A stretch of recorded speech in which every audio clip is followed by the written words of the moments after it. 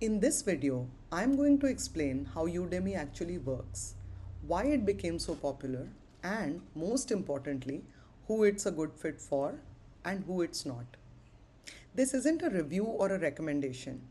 It's about understanding the platform so expectations are realistic. Udemy is an online course marketplace.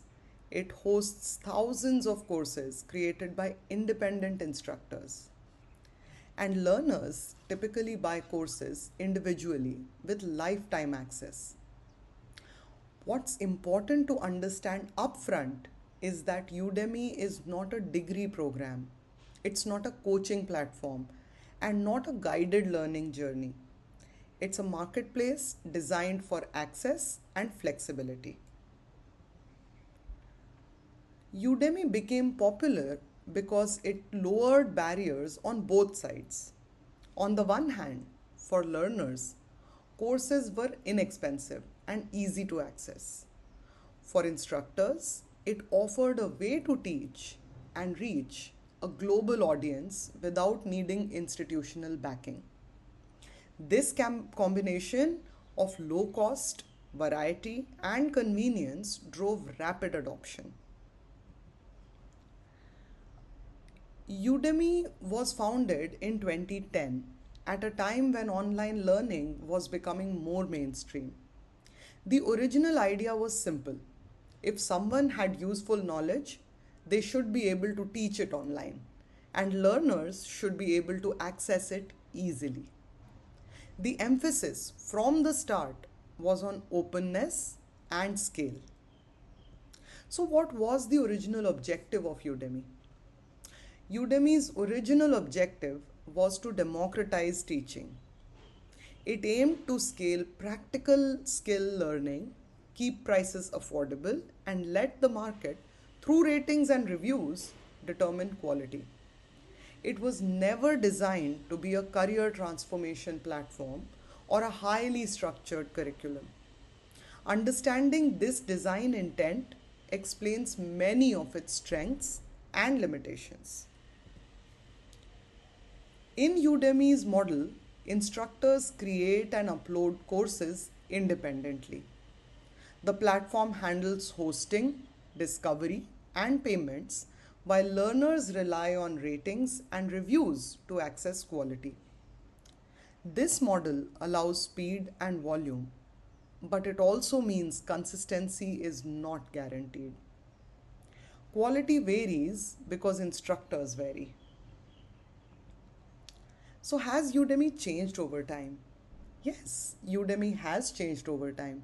Udemy has evolved in some ways. The catalog has expanded massively. Search and categorization have improved, and there's been more focus on professional and technical skills. However, the core marketplace structure has remained the same.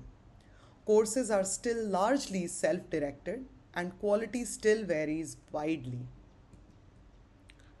Today, Udemy is still best understood as a marketplace optimized for exploration. It works well when learners know what they are looking for and are comfortable navigating options independently. The platform assumes motivation and discipline come from the learner, not the system. Udemy works particularly well for exploring new skills, learning very specific tools, and getting quick exposure to a topic. It also works well when the budget conscious learners and people who are comfortable directing their own learning are looking for a course. In these situations, Udemy can be very effective. Often, Udemy disappoints when learners expect structure, guidance, or accountability. There's usually no clear learning path, quality can vary from course to course, and there are no built in deadlines or follow ups. These aren't failures of execution, they're consequences of the design. Udemy's low prices are driven by its marketplace dynamics.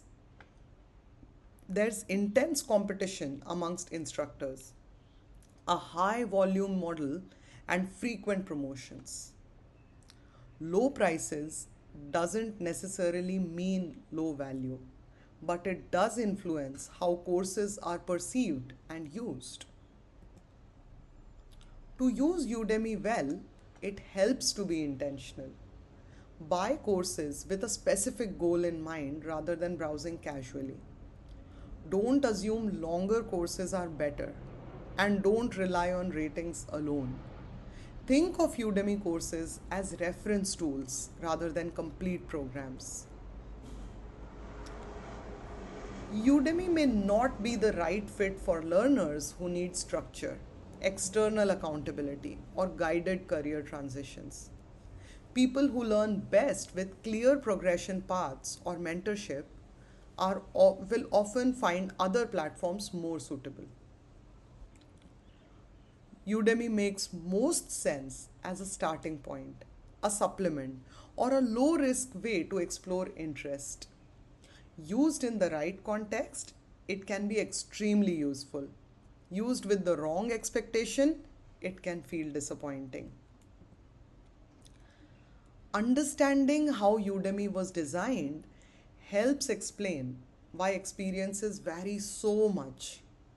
Most frustration comes from expectation mismatch, not from the platform failing to deliver on what it was built to do.